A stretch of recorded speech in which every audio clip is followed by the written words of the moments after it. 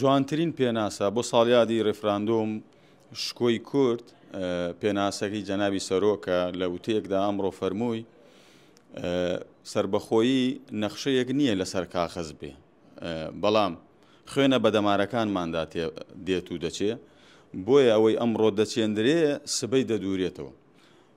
جەنابیان فەرمویان کە ئێمە شەهادەیەکمان هەیە، قوتابیە کە ئەخوێنێ شەهادەیەک بەدەستدێنێ، ئێمە تاپۆیەکمان هەیە بەگەردنی هەموو ئازادی خواز و کوردستانیەکەوەیە. هەر کاتێک وەزعەکە لەبار بێ، هەر کاتێک ئایندەمان کە بەرەو ئەوە هات، ئێمە توانین ئەو پێناسەیە، ئەو شەهادەیە، ئەو تاپۆیە بەکاربێنین و سربەخۆی ڕابگەینی. بە دڵنیاییەوە ئێمە گیانمان بەختەکەین لە پێناو ئەو قەزیەیە، ئەو مافە کە مافی هەموو تاکێکی کووردە، هەروەک چۆن نەتەوەکانی تر، گەلانی تر ئەو مافەیان هەیە حەق بە خۆیان نەدەن، نەتەوەیەکیان هەبێ، دەوڵەتێکیان نەبێ، کیانیان هەبێ، ئێمەش هەمان مافمان هەیە، بەڵێ بە دڵنیاییەوە خوێنمان لەسەر ئەوە ئەڕژێنین.